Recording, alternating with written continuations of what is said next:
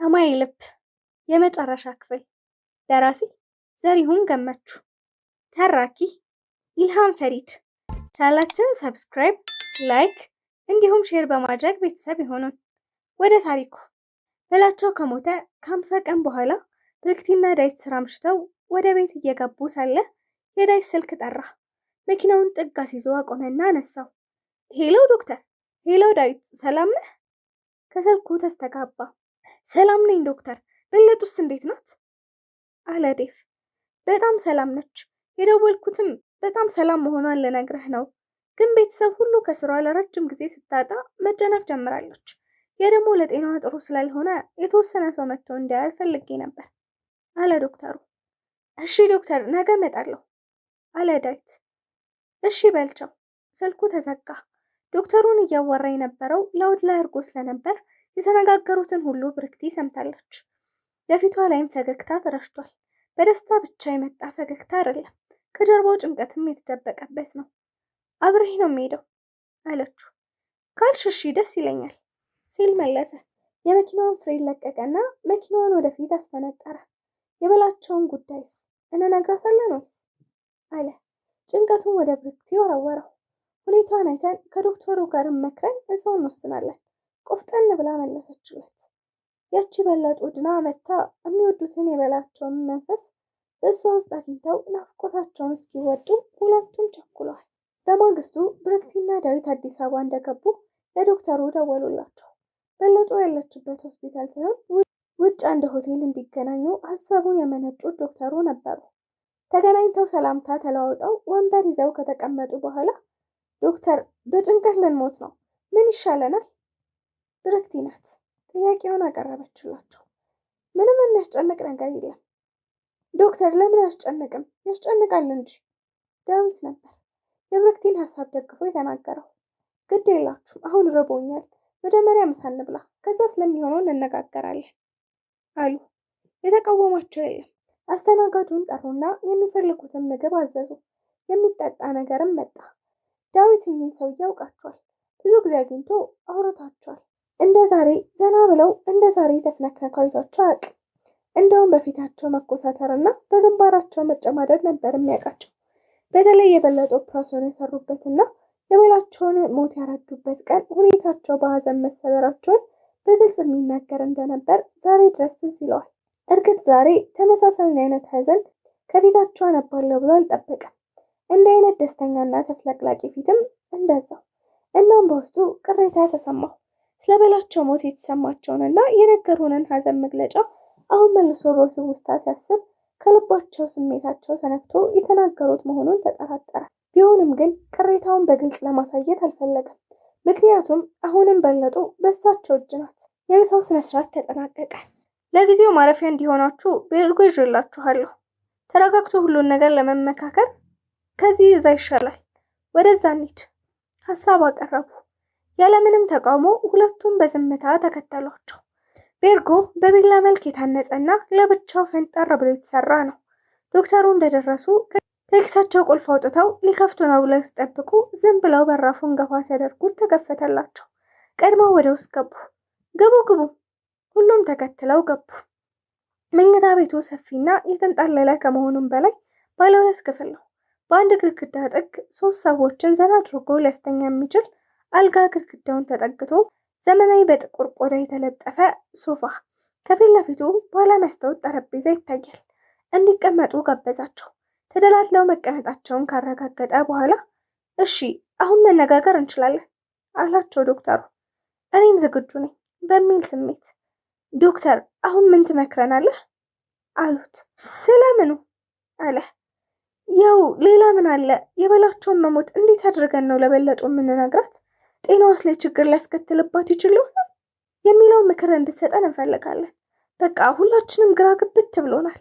በአሳዛኝ የሚርገበገብ ድምፅ የተናገረችው ብርክቲ ነበረች። እኔ ደግሞ እናንተ የምትሉት ሳይሆን ሌላ ነገር ነው የሚያስጨንቀኝ አለ ዶክተሩ። እንዴ ዶክተር፣ ከዚህ በላይ ሊያስጨንቅ የሚችል ምን ጉድ ተከሰተ? ዳዊት ጠየቀ። ጉድ እንኳን አይደለም፣ የምስራች ነው። የሚያስፈነጥስ ጮቤ የሚያስረግጥ ታምራዊ ዜና ነው ያለኝ። እኔ እያስጨነቀኝ ያለው ይህንን ዜና ለመቀበል የሚያስችል ጽናትና ብቃት አላችሁ ወይ የሚለው ነው። ሁለቱም እርስ በርሳቸው ተያዩ። ሰውየው አብዳል እንዴ የሚል ስሜት በሁለቱም ላይ ይነበባል። ግራ አጋባሃን ዶክተር። የምስራች ከሆነ መልካም ዜና ከሆነ እንዴት ለመቀበል ይከብዳቸዋል ብለህ ካሰብክ? ዳዊት ነበር የጠየቀው። ደግሞስ በዚህ ጨለማ ወቅት የእኛን ልብ አሸንፎ እስክንፈነጥዝ ድረስ የሚያደርሰን ምን አይነት ታምራዊ ዜና በዚህ ምድር ላይ ሊኖር ይችላል? አለሽ ብርክቲ። አለመኑ አለ ዶክተሩ።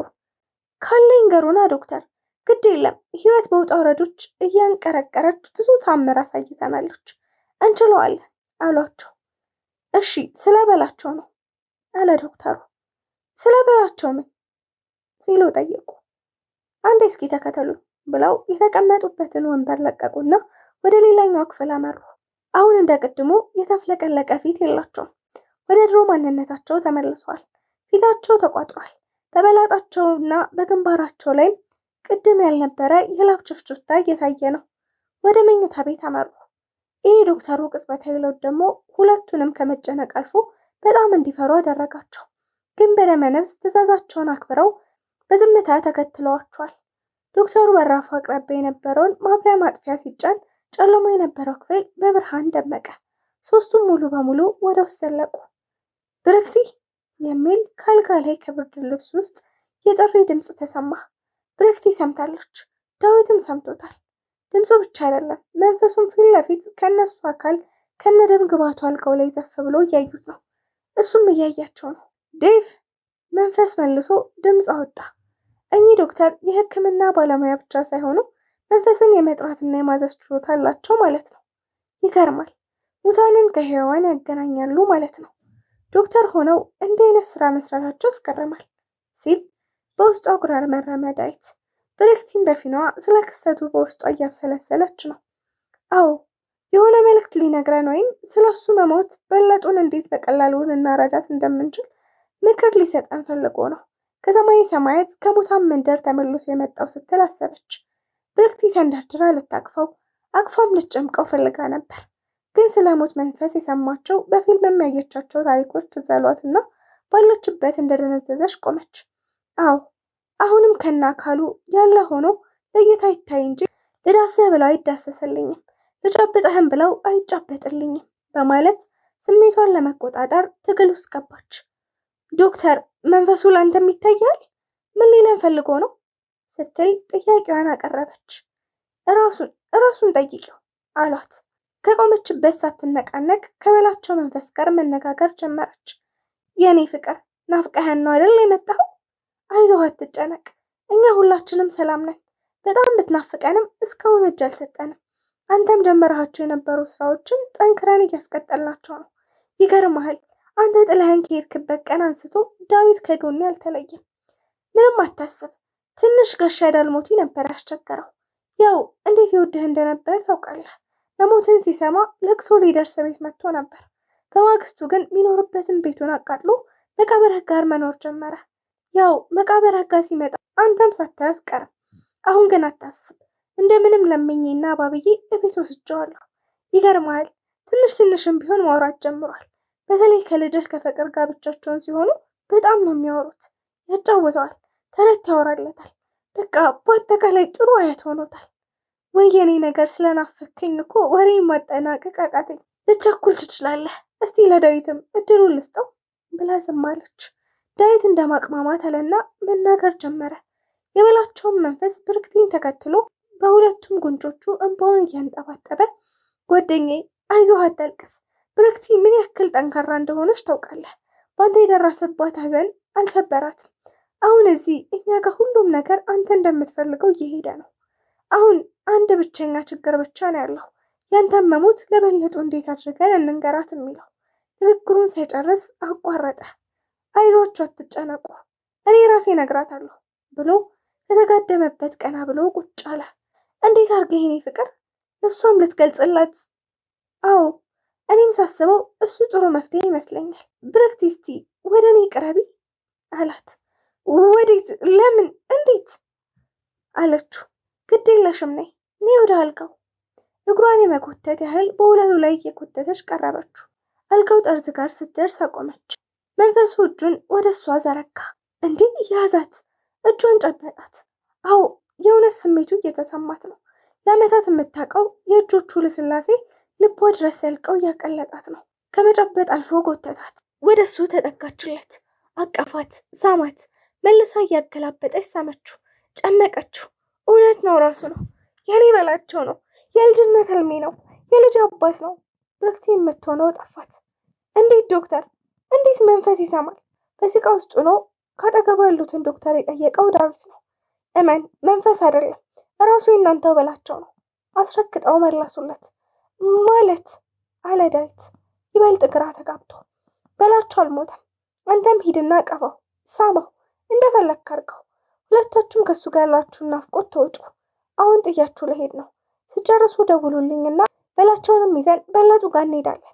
ምንም የሚያስጨንቅ ጉዳይ በሌለበት ሁኔታ በደስታ እናገኛታለን። እንደምንመጣ ነግሬያታለሁ ብለው ከሱ መልስ ሳይጠብቁ ክፍሉን ለቀው ወጡ። ከዚህ በኋላ ሶስቱም ከፍተኛ ደስታ ውስጥ ገቡ። እኔ ጸሐፊው ይህ ተአምር እንዴት ሊሆን እንደቻለ የማውቀውን ልንገራችሁ። በዛን የቁርጥ ቀን በላቸው ከዳዊትና ከበለጡ ተደብቆ ዶክተሩ ጋር እንደሄደና ዶክተር ቢሯቸው እንዲጠብቁት አድርጎ ወጥተው መሄዳቸውን እናስታውሳለን።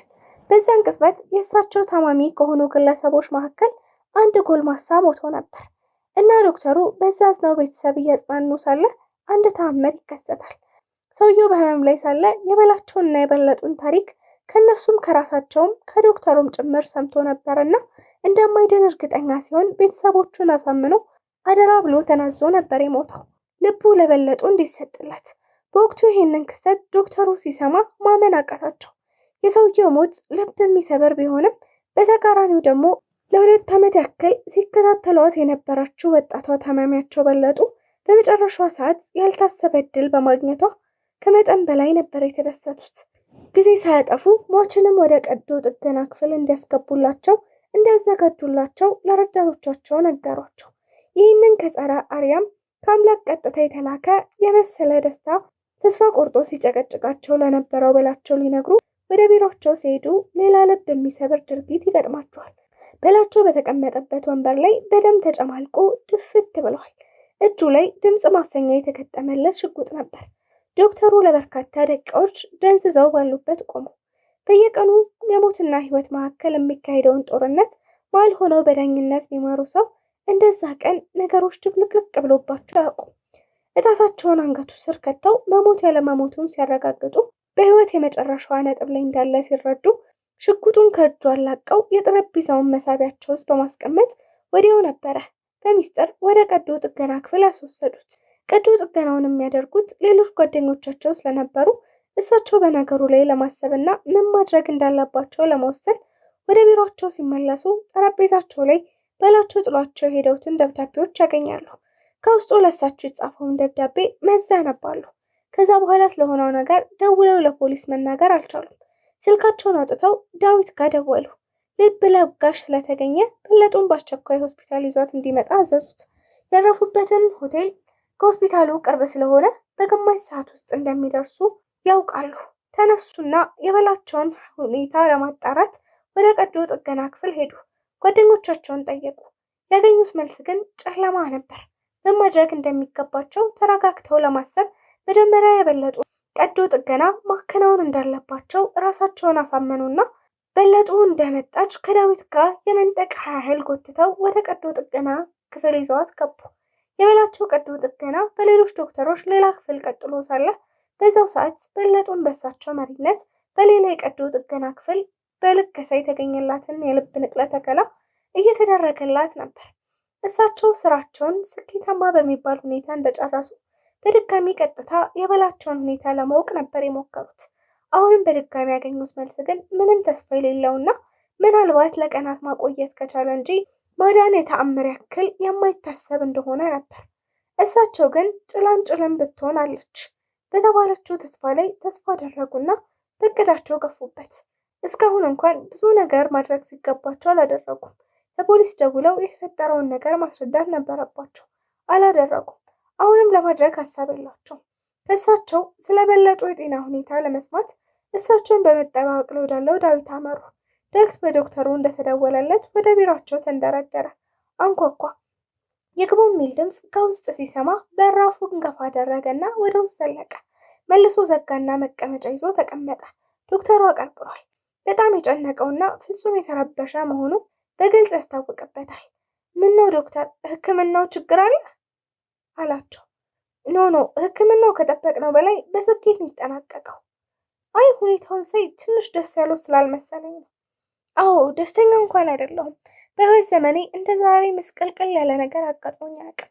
ለማንኛውም እሱን እናቆየውና ለመሆኑ በላቸው ምንህ ነው ብለው ጠይቀውት ባለፈው ክፍል ላይ የምናስታውሰውን ቃለ ምልልስ መካከላቸው ተደረገ።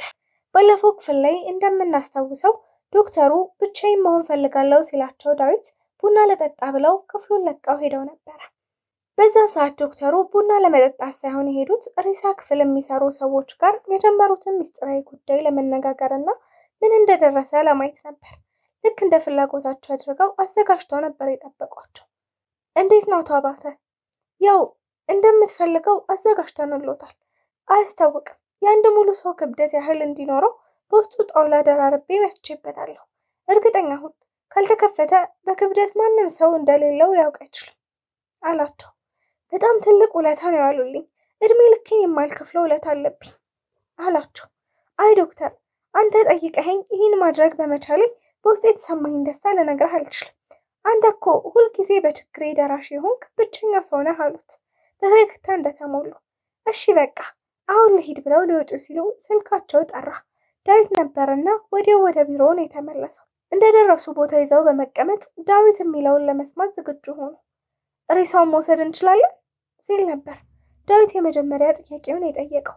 አዎ ትችላለህ፣ ሁሉ ነገር እንዲዘጋጅ አድርጌያለሁ። ዶክተሩ መልሰው ነበር። የቤተሰብ ፈቃደኝነትን የሚያረጋግጥ ፎርም ስጡኝ ልፈርምልዎት። ዶክተሩ በእፎይታ ስልኩን አንስተው ለረዳት ነርሷ ነበር የደወሉት። ፎርሙን ይዛ መጣችና ለዳዊት ሰጠችው። ፈረሙላት። ዶክተር፣ የሞተው በላቸው ተገላግሏል። እኔ ግን ትልቅ ማጥ ውስጥ ነው ያለሁት። እንዴት እንደምወጣው አላውቅም። የእርሶን እርዳታ በጣም እፈልጋለሁ አላቸው።